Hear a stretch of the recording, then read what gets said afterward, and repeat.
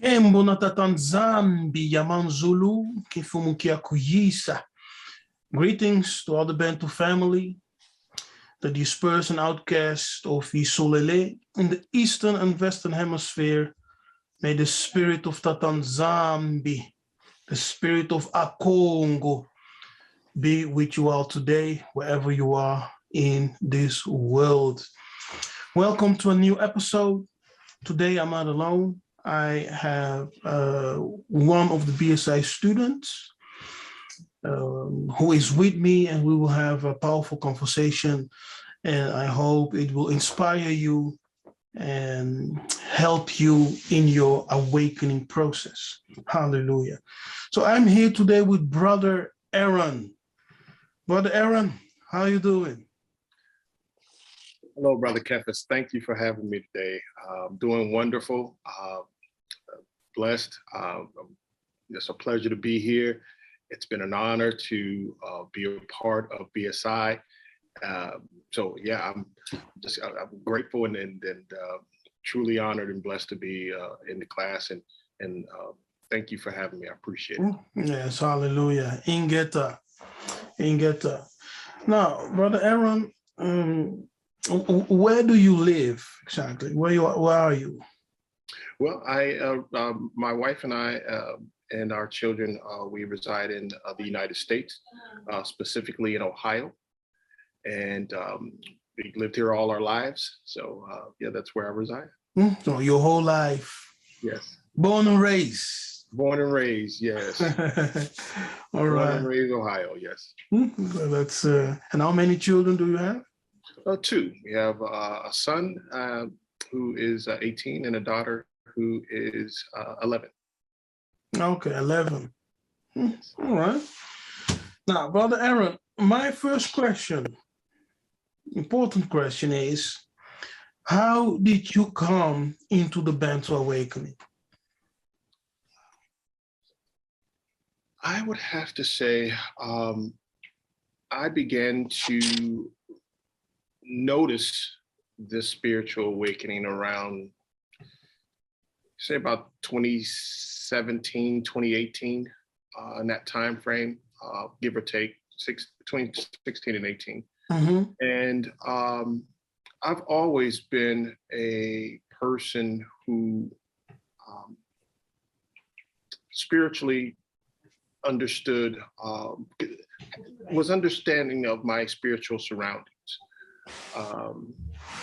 But during that time frame, there was a change that I was noticing with me personally in the different types of dreams I was having. And I've always, ever since I was a young child, I've always had conversations with Tata, with our Father.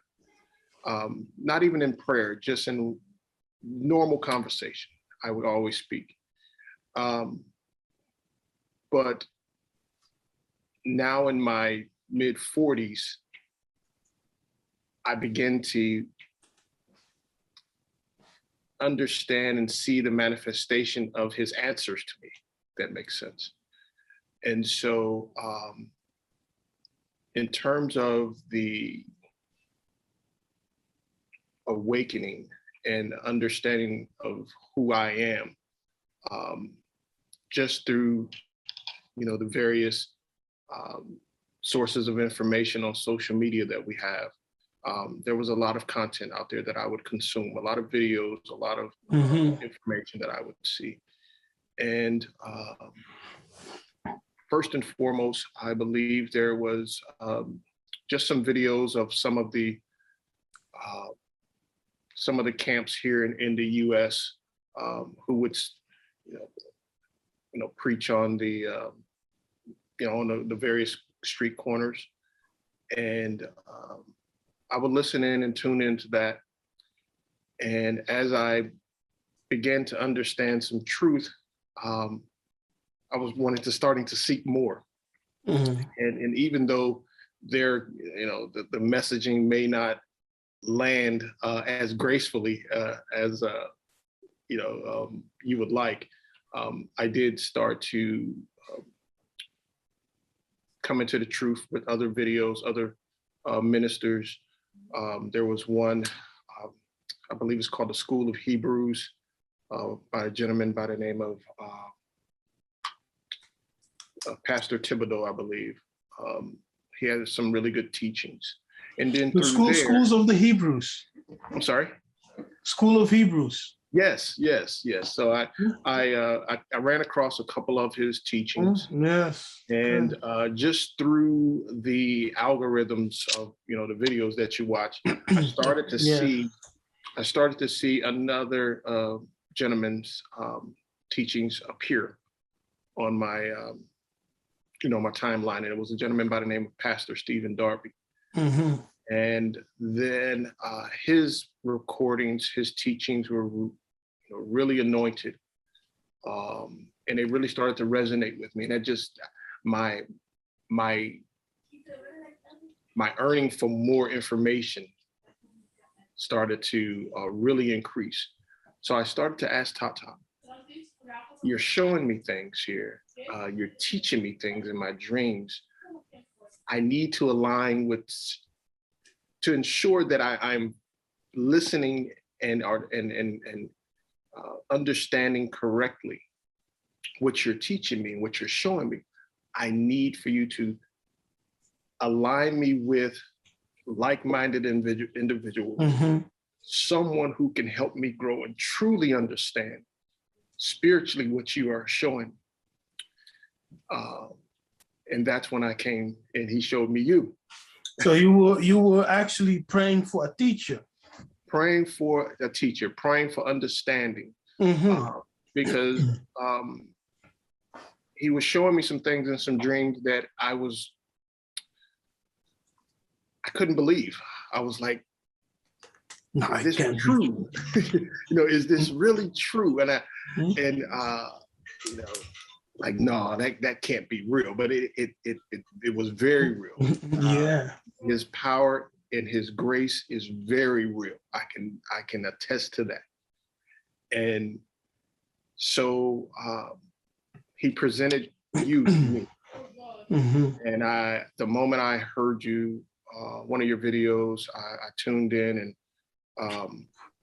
spiritually I said, that brother there, thank you, Father.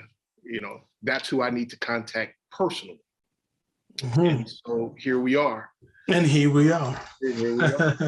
So yeah. Yes, it's been a beautiful journey.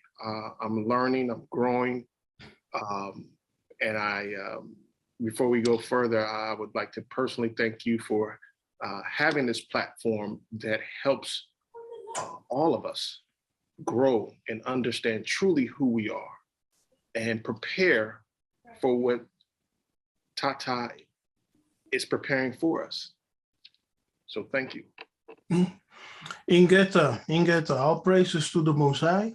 Yes, hallelujah. I always say our obedience to what he gives us to do will bless other lives. It will touch other lives. Yeah. So when we decide to rebel and to go against the mission or mandate that we have received from Tata Nzambe, many lives will remain untouched.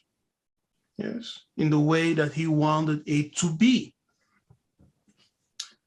So our obedience always will have an effect of blessing other people's life. So I give all praises to the Most High, because me awakening, it was also a miracle. Yes, it wasn't anything that I've done, but the Most High, in his love, in his infinite wisdom, he visited me, by many ways, and here we are. Yes, and here we are. So your wife is also in the awakening. She believes what you believe? Yes, absolutely. She has been there the entire time. She actually helps. She's more of a scholar than I am. So she really helps me understand scripturally a lot of the teachings that we go through every Samba class. So No way, really? He yes, helps you understand. yes. Okay, that's amazing. Yes, she helps me out a great deal. So all praise goes to Tata for her. Mm-hmm. But yes, she is helps me to kind of guide our children as well. Our children know who they are, so we pour into them the teachings that we go through or go over in class, but also what the Most High shares with us and shows us. Brother, I didn't want to go into too much detail in this regard, but my son, he has dreams and I have dreams, and they're like the same thing. They're like the same dream we're having. Obviously, I'm seeing it from my perspective. He's seeing it from his perspective. And the Father, he's training us. He's teaching us something. My daughter is now beginning to see these things. So, along with my wife. So we pour into them what the Most High teaches us, so that as they grow and become adults, they are the next leaders. They are the next,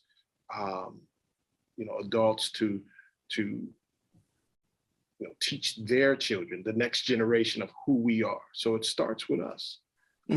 Actually, it began, before us, but I find it so important now more than ever, just with the way the world is changing. It's important for our people to understand who they truly are, because everything that is taking place now, everything that the Most High is showing us now, it's because of us and it's for us.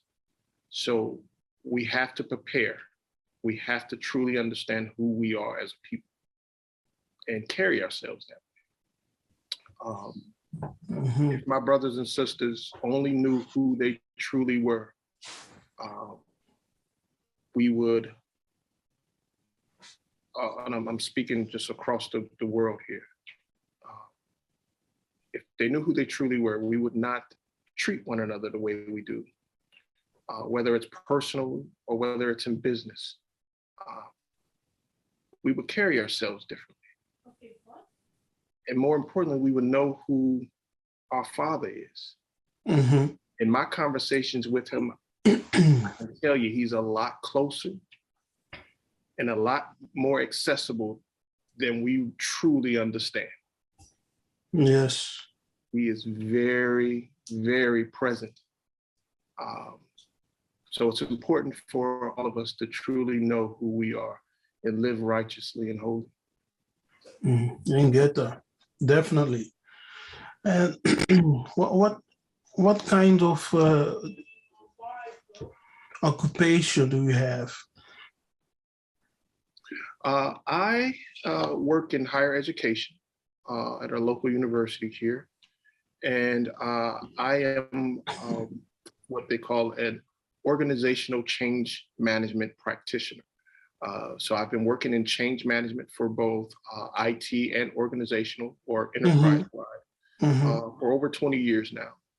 So what that entails is that I work kind of hand in hand with a lot of project management, where project management kind of focuses on the resources and the project as a whole.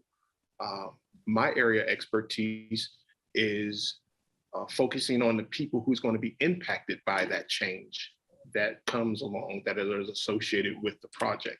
So that's my area of focus, just ensuring that the people who are going to be impacted by the change are actually ready for the change. Okay. Now, we can understand that you are intelligent, you are smart. So the Bantu Awakening is not for dumb people, right? It's not for people who are homeless, who have nothing to do. It's a real thing. And the most intelligence thing that you can do is to know who you are, to know the history of your forefathers, and to embrace the treasure. Yeah. Now you have been coming to the Bantu School of Isolele, right? BSI. Yes. For what, 6 months, maybe longer, something like that? I would say 6 to 9 months, maybe a little longer. 6 to 9 months. Yeah. So what have been your experience, and what has intrigued you the most in everything that we have discussed and learned? Well, I think, I shouldn't say think, I know that the lessons I have learned aligns with what the Most High has shown me. And I will never forget the first time, it was after the first or second class that I had attended, and you and I had met. Something you mentioned to me resonated with me, and to this day, I live by it daily. Mm-hmm. You understood that I was experiencing some things spiritually that I had never shared with anyone outside of my wife. And you told me to remain humble. And I see that humbleness in you. And so that has been the most profound, out of all of the wealth of information and knowledge that you have provided with us, that lesson, that phrase, that what you mentioned to me, remain humble. Brother, that right there, I wake up every day. How can I display humility? How can I display love? How can I walk upright? Mm-hmm. That is by far the most profound knowledge I've learned, I've gathered out of the class. And you're an example of that. I see, as the Father continues to show me things, and I have conversations with him, I can have a better understanding of when someone is truly speaking and have the authority to speak from the Most High. Mm-hmm. You know it, you sense it, you feel it. You feel it in the spirit. You feel it in the spirit, absolutely. Mm-hmm. Absolutely. And again, having a carnal understanding of the knowledge and the information that you're teaching us is one thing. But that spiritual component, brother, I can't even comprehend it sometimes, but you know it. Mm-hmm. So that has been one of the biggest takeaways from the class from me, besides understanding who we are. I think all of us as students, we already have an understanding of who we are as a people. That's what brought us to the class. But when you go into that deeper teaching, that understanding of the principles that our forefathers, our ancestors lived by, truly, and it resonates with us today, it aligns with who we are today. Those are some of the teachings and understandings that I get from the class. But more importantly, the biggest takeaway I've received is the advice that you provided, which is humility, remain humble. Because his power is very real, and when he blesses you with that, yeah, it was one of the first lessons that I received from the Most High. You know, when I started in ministry, back in 2000, 2005 or something. In a dream, he gave me that lesson. He spoke to me about it. Yeah, he told me, if you want to be great in life, be humble. And he said, even though you know things, when you speak with people, be as if you don't know anything. Eh? Even though you're great, don't pertain yourself to be great. Yeah? So don't be like this, you know. I am here now. Don't be proud. Don't show your greatness. Just be humble. Yes, and serve other people. And as you serve, I will elevate you in spirit. Because many people today, they think that that you have a huge crowd, right? When you have a huge crowd, a huge following, then you are successful. But you can have a huge following on the earth, but in the spirit, you're empty. Yes, in the spirit, you have nothing. And that's the danger, because most of the things that we see in this realm, it's temporal and it's an illusion.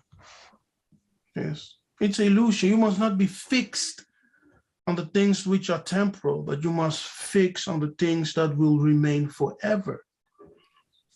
Yeah? And in the last class, I said that your body is a seed, right? So the quality of your seed depends on what you do in life and what you do with your body.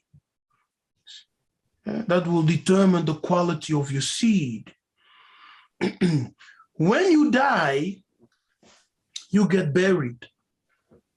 And that's the seed being planted.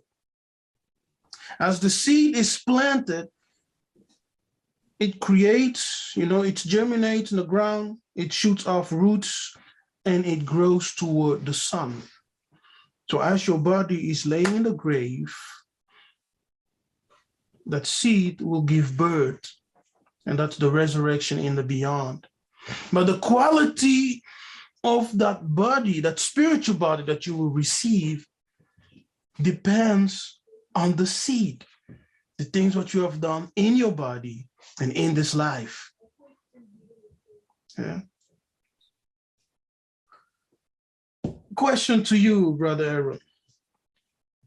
I've been talking about ancestors for a while, trying to explain to people. Are our ancestors demons? No. Why not? Well, I'll share just my personal experience. I've had many family members who have passed, who will come back, and I will speak with them in my dreams. And you will speak with them in your dreams? And speak with them. So you're practicing necromancy? No, not at all. Not at all. But no, I would speak to my father passed away a couple of years ago, about 3 years ago, excuse me.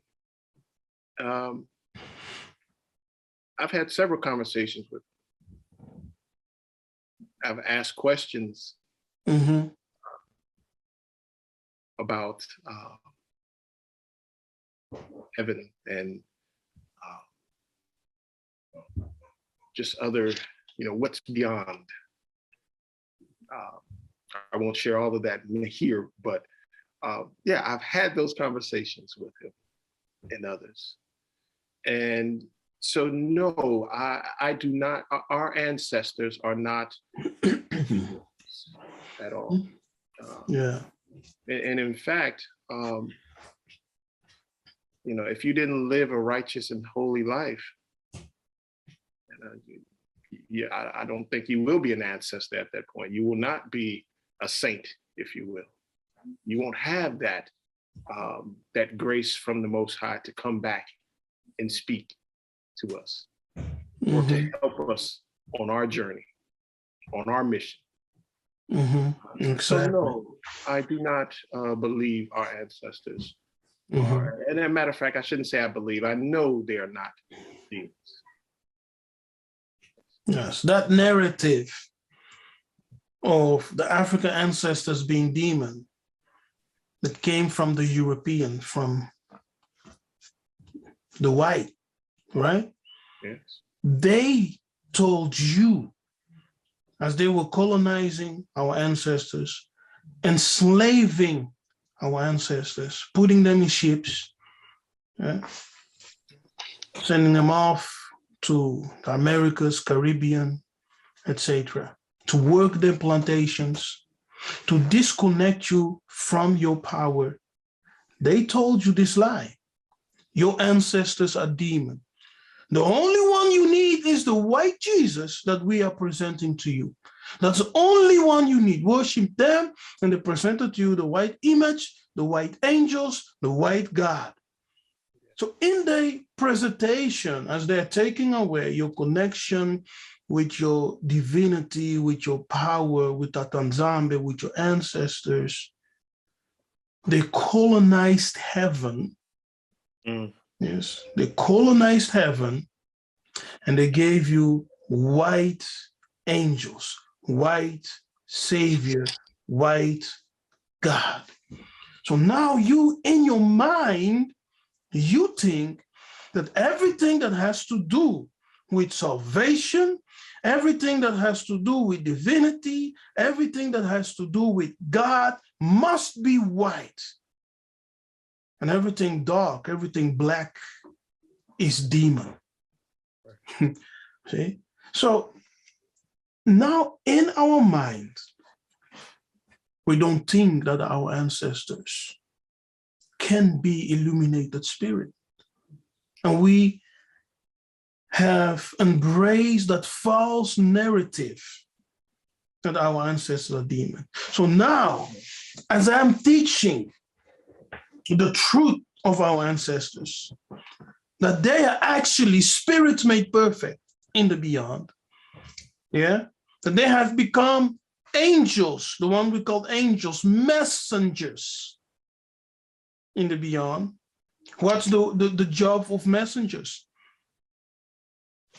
They can come, they can descend as mediators and bring you the word or the will or the answer of Tatanzambe, of the council of heaven. That's why you are having dreams where you can speak with your father who's living in the beyond. So the dead in the Bukongo and Bantu tradition are not dead. They are not dead. Bantus get two types of body. Yes. The first body is called Nintu, which is the human body. And the second body is the spiritual body that you get immediately when you die and resurrect in the beyond. And that's called the spiritual body. You see? So we don't die.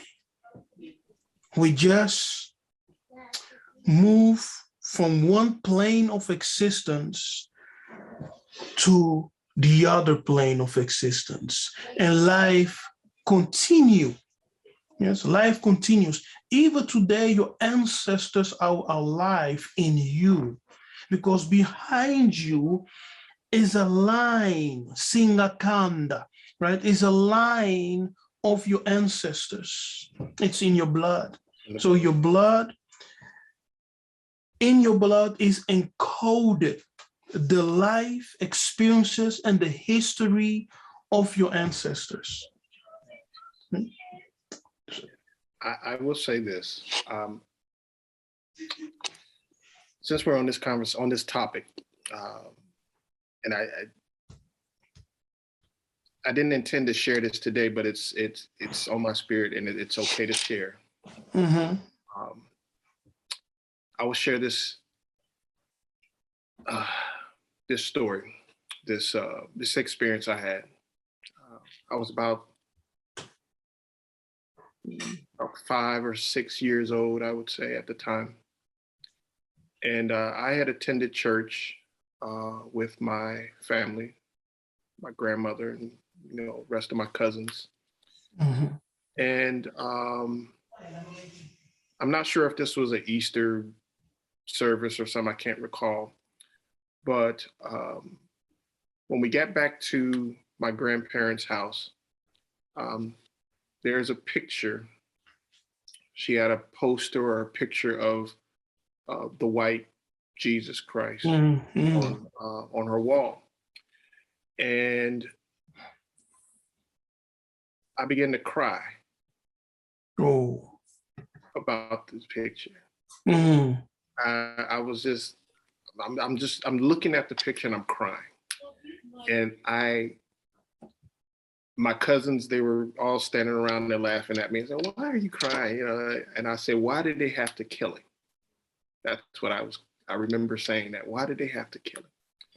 So my grandmother comes into the room and she says, "What are you doing all this crying for?" And I said, "Grandma, why did they have to kill him?" And she says, she said it very nonchalantly. She says, "Oh boy, he's fine. Don't worry about it. He's okay." So Shalom. I had that experience. The next experience I had, and I can't recall the time frame from which, the time period of when I had the crying episode versus what I'm about to share next. So I don't know how close they were in relation, but they were pretty close. But I would say one night I'm at home, I'm in my bed, sleep. Again, I'm about 5 or 6 years old. And I immediately open my eyes. And there is a man standing in the doorway, emulating a light that is extremely bright. But there's nothing else in the room that's glowing with light, only him. And I knew exactly who he was. He didn't say a word to me. If he did speak to me at that point in time, I have not been able to understand. I have not been allowed to remember what he said, but I don't recall him saying a word to me, but I knew exactly who he was. It was Yiseka'yah. It was Christ. Mm-hmm. And he didn't look like that picture that I was crying over on the wall. Mm-hmm. Negro man, full featured. Mm-hmm. And so I've always known that he didn't look like the image that they have shown to the rest of the world. I've always known that. And I've always known that he's always been with me. So now, as a middle-aged man, I know who my big brother is. And now I know who my father is. So that's why when I began to understand who I am,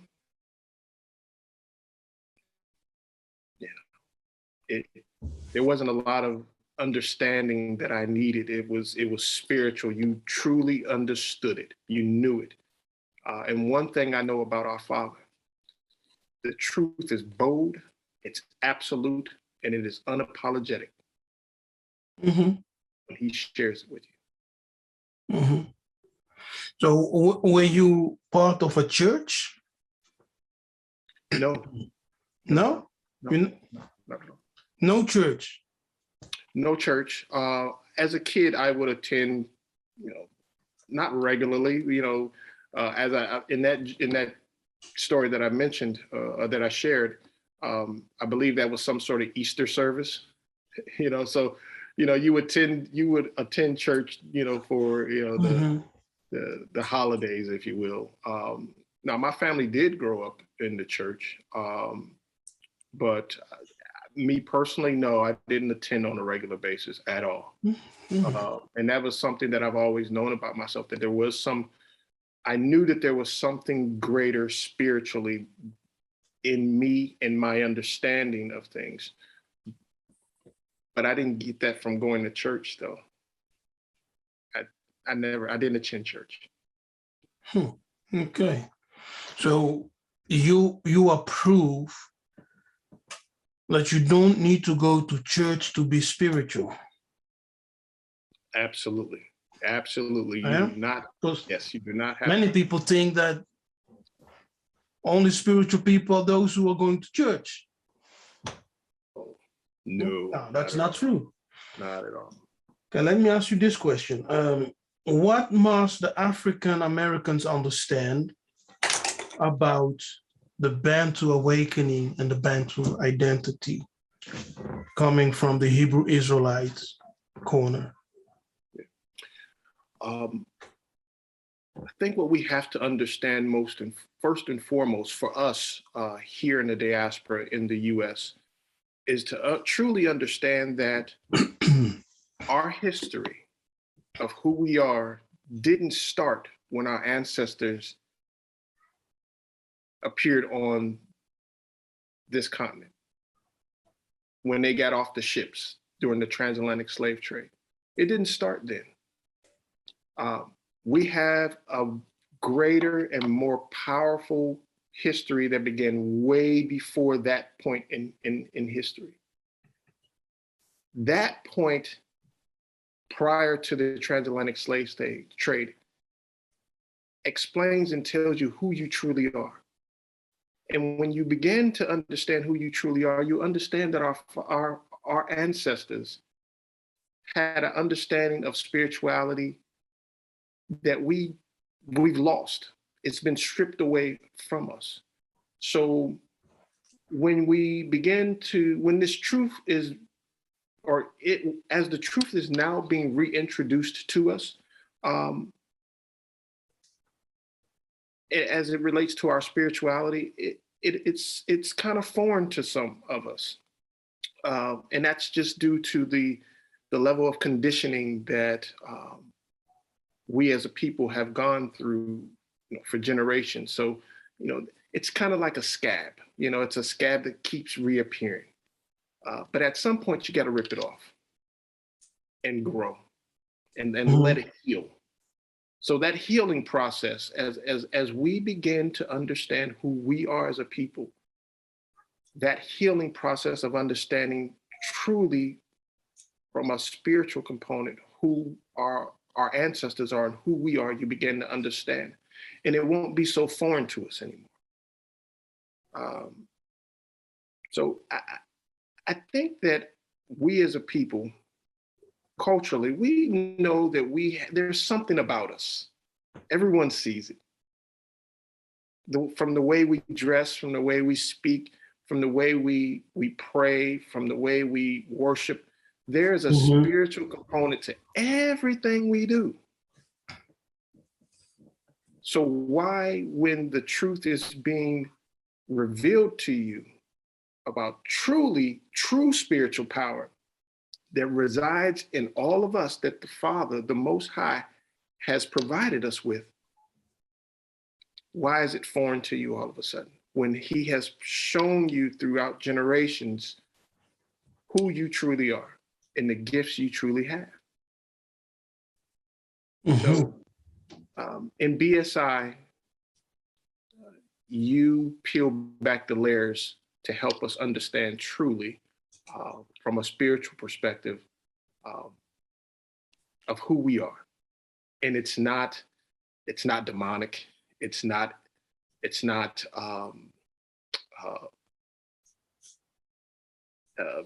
ancestor worship, any of that. No. It's our culture. It's who we are. It's our power, or it's the power of the Most High that He has activated in us. Yes.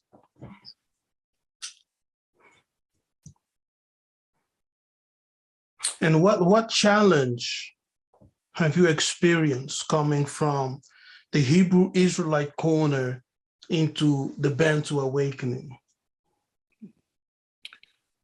I would say I haven't necessarily had a challenge from Mhm. moving from hearing that message versus the Bantu spirituality. I haven't had a challenge there.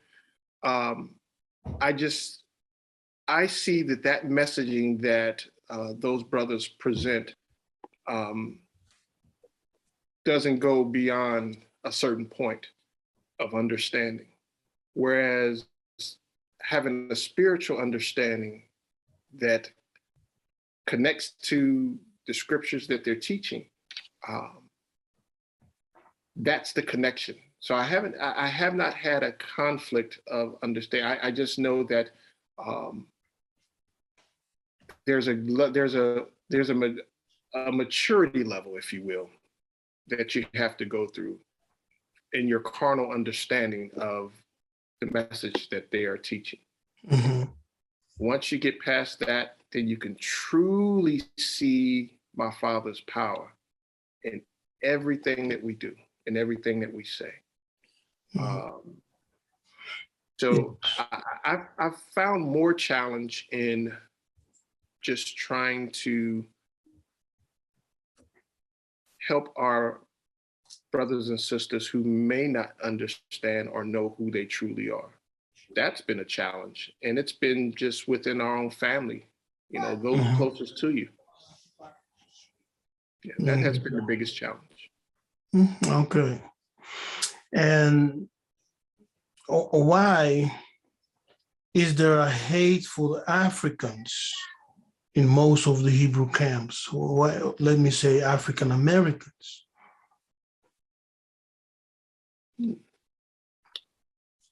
I would just say that's lack of understanding, lack of knowledge. I would say that there is a need more than ever, particularly this year, 2022, where it must be unity.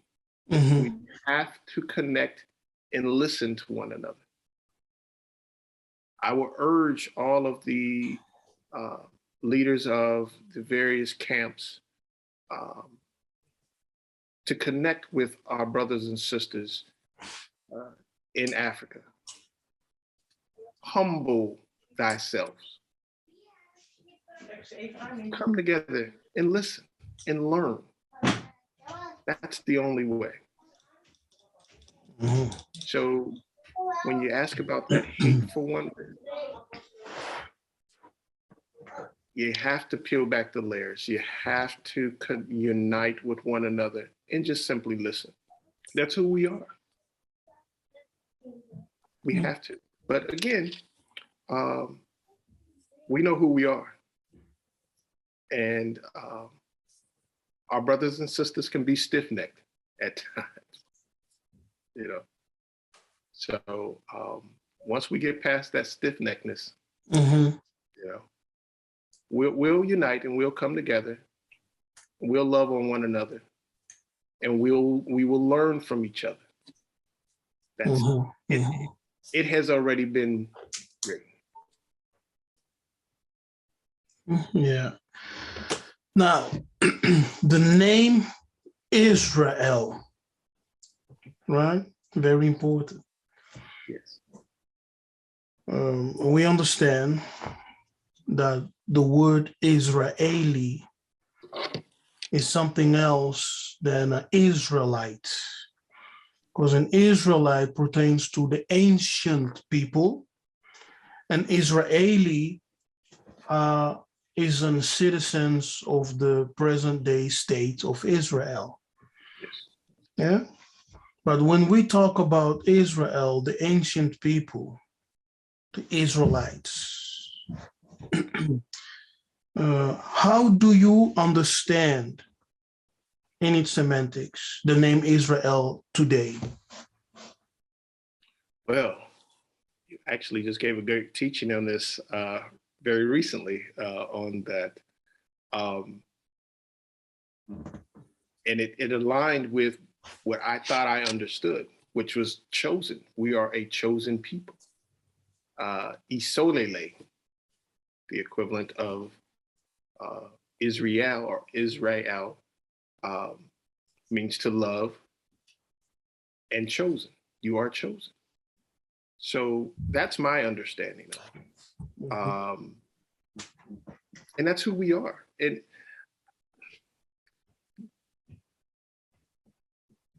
there has been many names that we have gone by over the generations or been known by. You know, we're the people of the book, you know, Israelites, Hebrews, Bantus, you know, Negroes, African Americans. It's the same. We're all the same people. I'll share this quickly with you. My grandmother, whom just passed away, by the way, about 3 weeks ago. I'll never forget this conversation that my wife and I were having with her about a year and a half ago, maybe 2 years ago, where we were just having a conversation. We were really excited on the information that the new information that we were receiving in this awakening. And we're just having a conversation with my grandmother, and we're saying, hey, you know, there's a few videos that you should watch, you know, that you know, go into the scripture. And I think you really like it, Grandma. And it shows you who we are and all of this other stuff. And she cut me off. She interrupted me, and she had a smirk on her face. She had a smile, grin, and she says, oh, baby, we've always known we were the true Hebrews. and then she says, we just wasn't allowed to say it. That's right. Yeah, 89 years old. Yes, that's right. That's right. So, so when she passed, I was happy for her, because I knew that she knew who she was, or she knew who she is. And you know, we'll speak again. I'm sure she'll visit me, and we'll have a chat. So yes, we know who we are. That's it. So you have become a great necromancer. Your language, man. We will speak again. I know she will visit me. Yes. My goodness. Master necromancer. So we know that our dead are not dead. That's a fact in our tradition and history, right? Because not only does Yiseka'yah, Jesus, shows us this truth, because when he went to the mountain, which is the mountain of the Garden of Gethsemane, yes, when he went there to pray and to meditate, he had this experience where Moses and Elijah appeared to him alive. Yes, and they were talking with him. They encouraged him. Who knows what the conversation was all about? And that is something that for the Bantu is a normal thing. Yeah, that things like this happen. But let's focus on the fact that Jesus' favorite spot of prayer and meditation was the mountain or the Garden of Gethsemane. And Gethsemane was a cemetery. Yes, it was a cemetery. So you saying that you know that your grandmother can visit you, for people who are coming from Christianity, you know, they will think you crazy. They will think you are being visited by dead spirits, by demons. Yeah. But if that's the case, then Yiseka'yah was visited by demons. right? If that's the case, because he said, when righteous men and women die, they become like angels. They become equal to angels. Now, let me share something with you that I found very interesting. As I was reading in the, what is it called? The Zondervan Bible Dictionary. Let me just share my screen. In the left corner here, we read about the garden. Yes. The Hebrew word for the garden is gan. In the Kikongo and Shona, it's Ganu. Ganu, which is very close with Ghana here. Ganu. And it means a covered or hidden place. The Greek Kefas, a cultivated piece of ground, usually in the suburbs, planted with flowers, vegetables, shrubs, or trees, fenced with a mud or stone wall. And you get some biblical references like Proverbs 24, verse 3. But here's the interesting part. The Hebrew used gardens as a burial places. So as Yiseka'yah was going to the garden, right? As we read in the Gospels, he went to the garden to pray. The garden was Mount of Olives. Yes, Mount of Olives or the Garden of Gethsemane. It's there. Yeah? Mount of Olives or the Garden of Gethsemane. And then here in this piece of the Zondervan Bible Dictionary, it says the Garden of Gethsemane was a favorite retreat of Jesus for meditation and prayer. But we are told that that garden is a burial place. It's a cemetery. Burial place. So why was Jesus going to a garden of a cemetery to meditate and pray? In the Bukongo, right, a cemetery, if you sit at a garden, you know, just in a cemetery, you enter, wherever you sit, it was always a garden. It's not just like, you know, you have a bunch of tombs all over the place. No, it's always connected with a garden. Correct. In the Bukongo, you will enter that garden, that cemetery, and you can sit and meditate, right? You can have prayers. And as you sit there and have prayers, ancestors can appear to you and talk to you. That's the Bantu tradition and history that's connected. So the cemetery was also considered as a doorway to the beyond.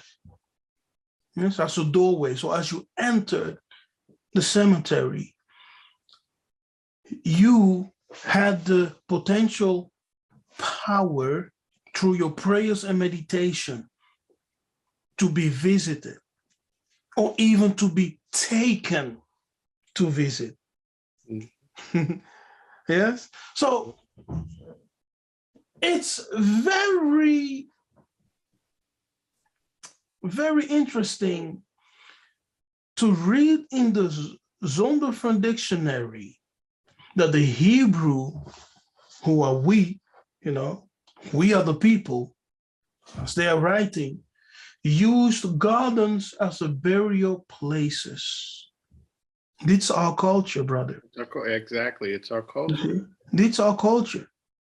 And you still have it in Congo, Angola, you know, around the Bantu people in Africa. You still have this culture alive. It's still there. Yes, garden is favorite retreat. But unfortunately for us here in the diaspora, here in the US, a part of that culture has been stripped away from us. So when it's now that it's being reintroduced to us through our Bantu awakening, our Bantu understanding of spirituality, it appears foreign to some, when in fact they've been practicing it all their lives. They have. You know, our we have family and friends that we'll go and we'll go to the cemetery and we'll plant flowers there at their sites. We'll speak to them. You know, they don't think nothing of it. But now that you understand that, hey, this is a part of our culture, it's who we are. They're like, oh, Exactly. wait a second. I don't know about that. I don't know about this, man. Yeah. But it's all over the scripture. Yes. It's all over the scripture. Now, and then they bring the confusion, right? And then they write, in adulterous periods, gardens were the scenes of superstition and image worship, the awful counterpart of the primitive Eden. Now, that's the confusion they're trying to bring, because first of all, you say the Hebrews used gardens as a burial place. Yes. Then you say Gethsemane, which was a burial place, a cemetery, was a favorite retreat of Jesus for meditation and prayer. And then you say it's connected to idolatry. What a confusion. These people, man, this make up your mind. What is it? Yes. What is it? Make up your mind. That's part of the plan, to keep us confused. Yes, that's right. That's right. And here the believer is a garden watered by the Holy Spirit. That's correct. Because you are a vessel of water. Yes, and your spirit abides in those waters. Yes, even your blood is 90% water. Yes, the plasma is 90% water. So you are a vessel of waters, and your spirit abides in this vessel of water. Like the spirit hovered up above the deep, right? Yes. The spirit is connected with water, and your spirit lives in a vessel of water. Before Tatanzambi created the human body, he watered the ground. You see that? Yes. He watered the whole ground. So you see the spirit hovering, and Tatanzambi starting to speak creation. And then when he came to the act of forming the human body, he watered the entire ground, and then he formed. As a consequence, now we exist of 70 to 80% of water. See? And then the Bible says that the spirit will flow as streams of living water in you. So for the Bukongo, waters is always connected with spirit. Yes? So there are spirits in water. For example, what I said, your body is an ocean. Yes. And your spirit lives in that container of water. In this vessel, absolutely. In that vessel, yes. And that's why they said, when you die, you will enter the Pemba Kalunga, yes, which is symbolized by waters. Yeah, symbolized by waters. Now, in heaven, you also see Tatanzambe seated a crystallized water, above crystallized water. Yeah, see, and that's the connection. In the Garden of Eden, Tatanzambe moistured the ground, and then he formed an image. Yes, he moistened the ground. He formed an image. He gave life to that image. And then he took that image and placed it in the garden. Yes. Do you understand? Yes. Yes. Eh? So you are the image of the divine. It's you. You are the image. So in the garden, Tatanzambe put the image to live, to work. Yeah. Now Satan wants to create his own image. And he did. He created his own image, a people. A people to counteract the image that the Tanzania had put in Eden. And there in Eden, a stream, a river flowed and broke up in 4 heads. See? So in Eden, we see rivers of living water. See? And where waters flow, spirits are there because spirits are connected with waters. Now, me talking like this, automatically, if you're coming from Christianity, if you're coming from Hebrew Israelite background, it's like, what is this guy talking about, man? What? And you don't even realize that out of the throne of the Tanzambi, the Most High, flows what? Living water. And see, brother, this is why we started this conversation.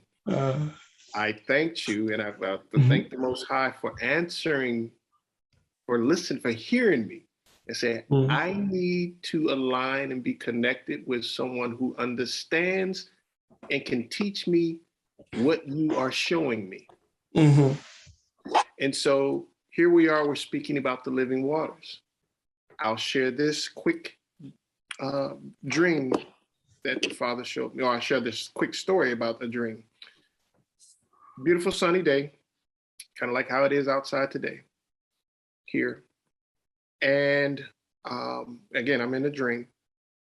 And in the sky, I still to this day, I ask what he was showing me. I don't know what it was, but it was this big, massive, circular wheel type of image. I don't know what it was. It was massive. You can see it throughout the entire sky. The entire world would be able to see this. And there's images inside of it just moving. Like I said, I can't even comprehend. I can't even describe it. I can't even draw it. But I know he was showing me something. And it was like a movie scene. You know, I see this image in the sky, and then the next minute, it's gone. But the sky is still blue, crystal clear. And then something tells me, reach up. And when I reached up, it was as if I was touching the sky, and it was water rippling in a sunny, beautiful sunny day, just water. So I would just reach up and tap, and and the sky would wave like water. That was it. The living waters was in the sky. Yes, that's right. Yeah. That's right. Going to heaven, you pass the gates of waters. Pemba Kalunga. Yeah, and that's the mystery we need to understand.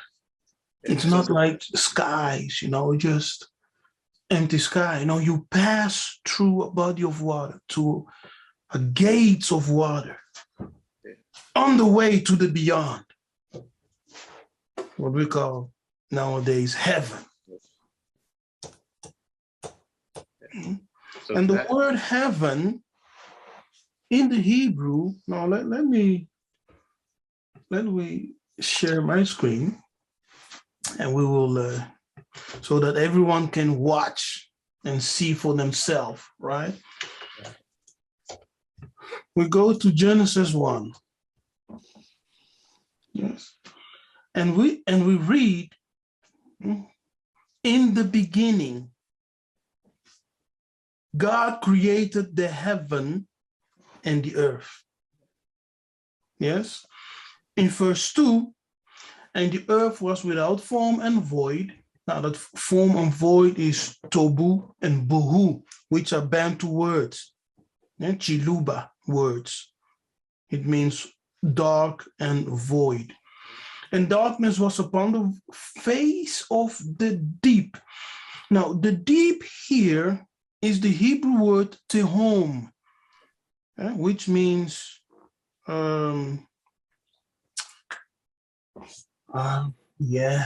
it means waters, yes, but it also means the grave. Yes, it's connected with the prehistoric waters, primordial waters, must I say, primordial waters, and the grave. Yeah? So it tells you directly that the deep, talking about the deep waters, is connected with the graves. And when you go to Revelation 21, the judgment, right? The white throne judgment, you see that spirits are coming from several places. They're coming from the grave, they're coming from hell, right? And they're coming from the sea.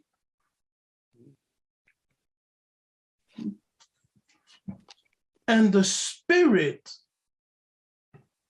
of God moved upon the face of the waters. Yes, now, our attention is the waters and heaven. And I will show you that heaven is actually waters, not just sky. Look.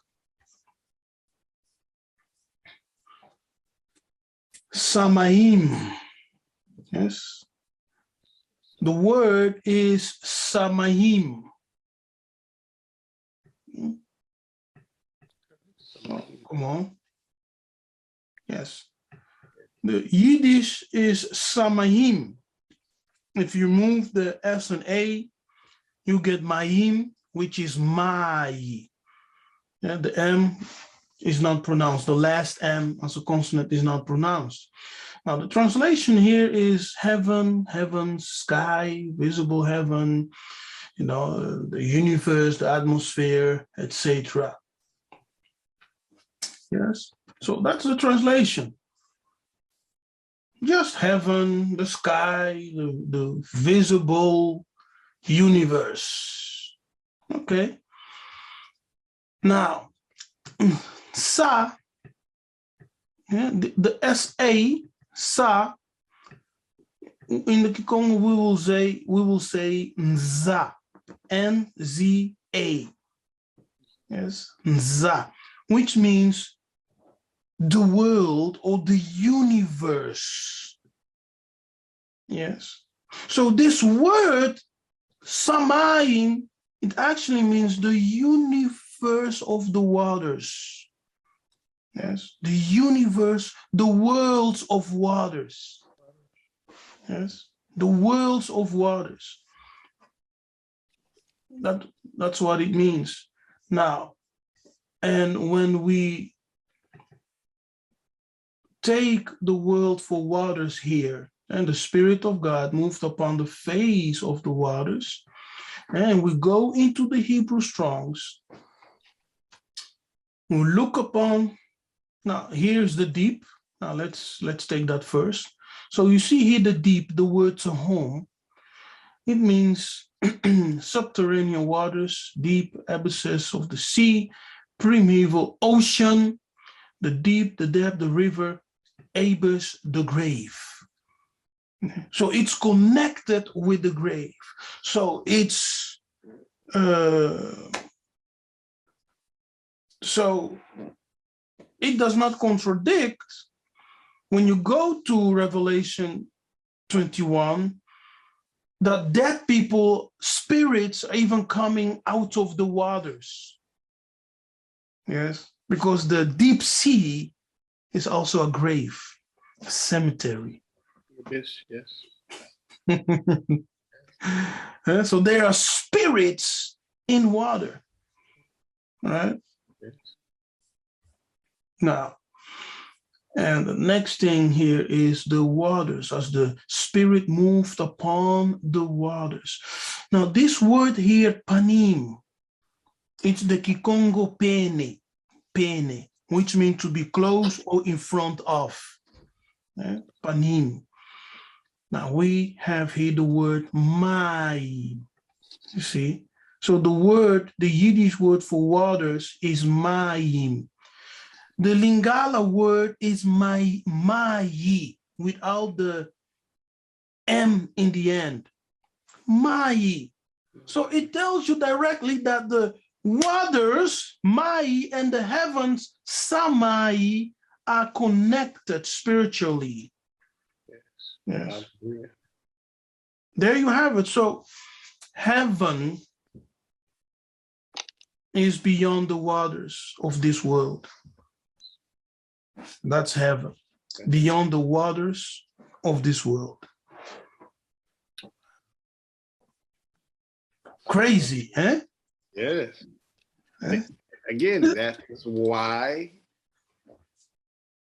I'm in the class, because what he shows me, you connected. You helped me understand it. Mm-hmm. Yes, yes. I was a Christian pastor, yes, for many years, apostle. I taught the Christian paradigm, just a Christian religion, the established Christian truth. Now I'm teaching this. I did not study under a great Gangan Zambi or priest or, a professor. I would love to, really. I would love to. I contacted one, but I don't have any response. A great man. I'm still waiting. He told me to wait, so I'm still waiting. Yeah, but these revelations are the work of the Spirit. Yes. Because it is the Spirit who opens my mind to understand as they give me these revelations. A week ago, as I was sleeping, the Spirit was teaching me, right? And I wrote it down when I woke up so that I don't forget. And they teach me the connection. They taught me the connection between the heart and the male reproductive organ. Crazy. Huh? That's why. What's that mean? What's the connection? You have to watch the video I did entitled something with circumcision. Okay. Yes. And watch that video. It's something that's, let me see if I can find it, because I am here. It's called Mystery of Circumcision. Okay. I'll definitely take a look at it. Yeah. Watch that video. It will explain. Okay, I did not go into the full depth of it. Yeah, because that might be crazy or something, but I wrote it down. And then I told my wife what I had received. My wife is very down to earth, So I told her in excitement, I've never heard this, She was just like, okay. Okay. No, it's crazy. And so there's a connection with the heart and the reproductive, the male reproductive organ. And they were teaching me this in a dream. Yes, the Spirit. So most of the revelations and most of the things that I teach are coming from those experiences. Yeah. And of course, when I receive things like this, I don't just go and teach, like, okay, I received this. I do research just to confirm if what I have received makes sense. Yes. Understand? So I do a little bit of a spiritual due diligence, right? Research, just to check from, hey, does this make sense? Is there anything in our Bukongo tradition? Is there anything in the book? So when I come with those revelations and I teach, you always have what? Scripture reference. Even though what I say may sound crazy, but you have spiritual scripture there, scriptural reference. It's there. Like what I showed you right now, just a little piece about the waters. It's there in scripture. You can fight against it. If something makes sense, seek no other sense. If things make sense, don't fight it.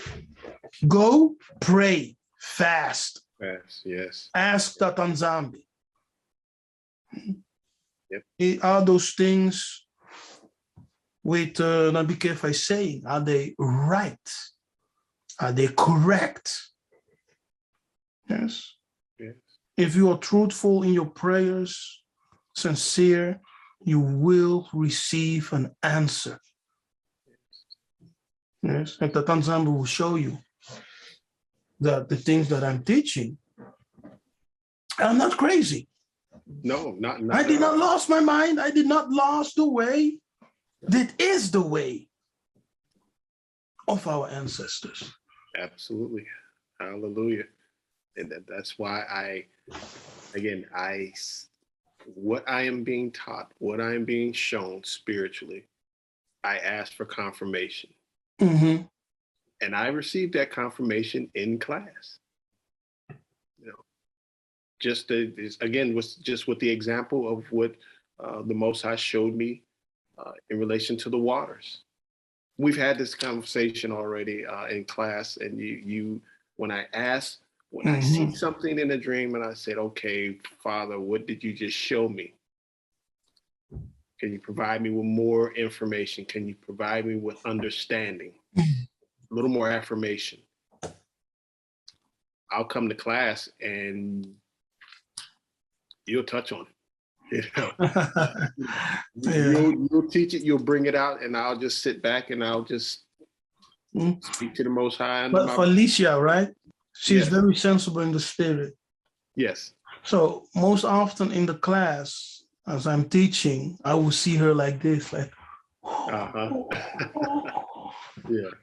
Yep. So what's going on? What's her experience?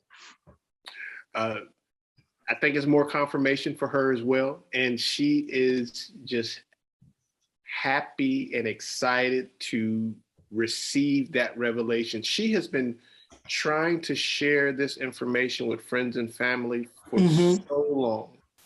And it's rejected, and it hurts her. Yeah, of course. Yeah.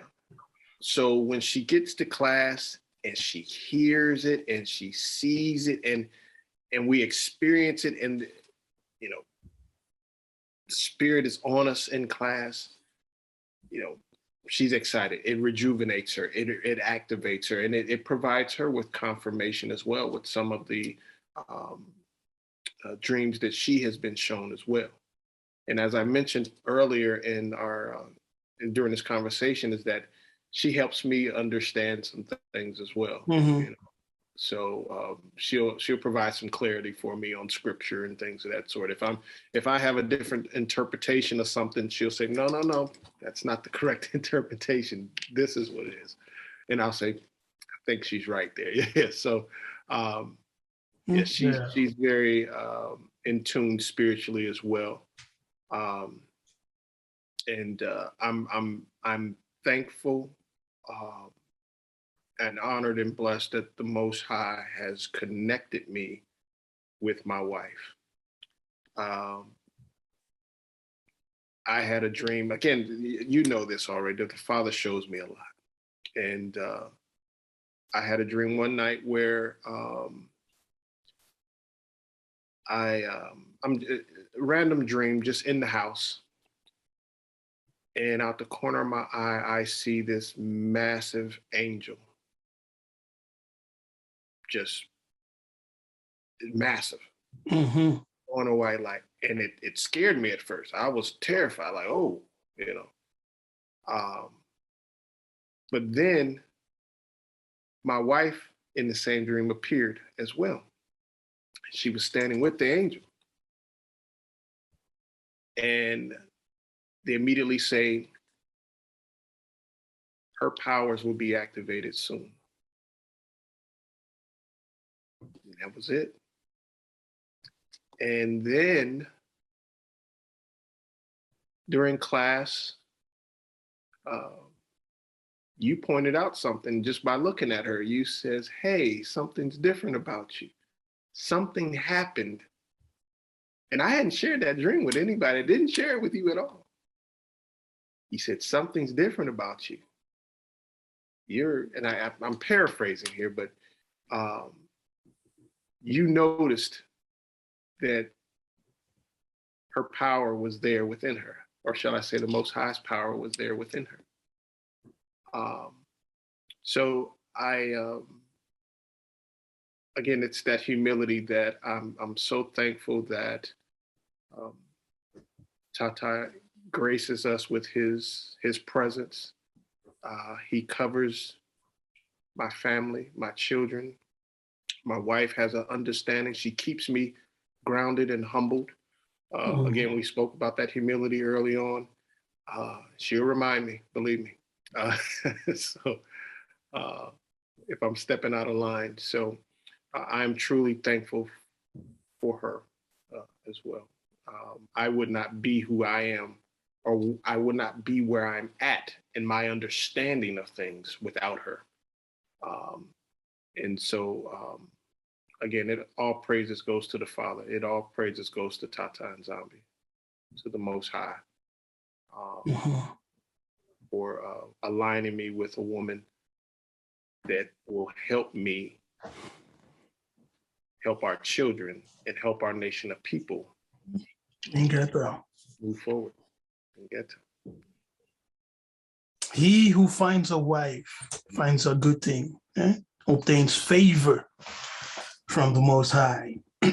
Hallelujah. Hallelujah. Brother Aaron Matondo, thank you for coming to the platform and to have this conversation, to share your experience. Thank you. And may Tatan Zambe bless you, bless your family, and continue to increase you spiritually as we all grow. Hallelujah. Hallelujah. And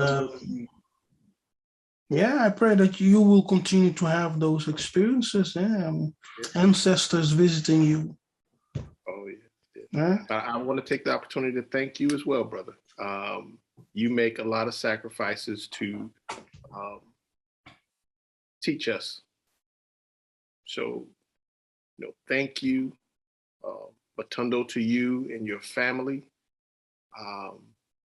Thank your wife and your children for sharing you with us. Because again, I know you have a lot that you have to go through with work and just personal life. But you are dedicated to my father. Thank you. Thank you. So Ingeta, keep doing what you're doing. Ingeta, thank you. Thank you for your kind words of encouragement. If you have listened to this conversation and you are inspired, you are curious, and you want to join the class, I will leave my email in the description box of this video, so you can go ahead. If you want to join BSI, email me, tell me who you are and why you want to join the Bantu School of Yiseka'yah. And who knows, we will see each other in a future class. So my last words are this for the Benabeto. It's time for us to wake up and to really know who we are. As it is written in the book of the Deuteronomy 32, verse 7, remember the days of old, the days of ancient past. Consider the years of many generations ago. Ask thy father, and he will show thee thy elders, and they will tell thee. We have our fathers. We have our elders. Some of them are alive. Some of them have passed in the beyond. Hallelujah. And they continue life in the beyond. Because for the Bantu, death is not the end. It's just a transformation and a transition. You go from one plane of existence to the other. Yes, so we don't cease to be. My father remains my father in the beyond. He's alive. He can visit me, and through meditations, I can enter the realm and speak with him. Hallelujah. So remember that. We are the ancient people. We are the promised people. We are the chosen and the loved. That's why we say Yiseka'yah, meaning those who are chosen and loved, those who are loved and chosen. Yiseka'yah, chosen for what? To be a light. Yes, to be the head of nation, to be the priests and servants of the Most High on the earth, to lead the other peoples. That's who we are, kings. We are fallen from grace, but now it's time for us to return. Yes, so and that's the call today. Repent, which means return, remember, come back to who you are. It's the days where the hearts of the fathers are connecting with the sons, and the heart of the sons with the fathers. And when I say fathers, I'm talking about the ancestors. The ancestors. It's time to remember who we are. Like Mufasa said to Simba, remember who you are. And when we remember who we are, we return to our place. Hallelujah. Ingeta. So Isolele, be blessed, and until we meet again. Kembo, Natatanzambi, Yamanzulu.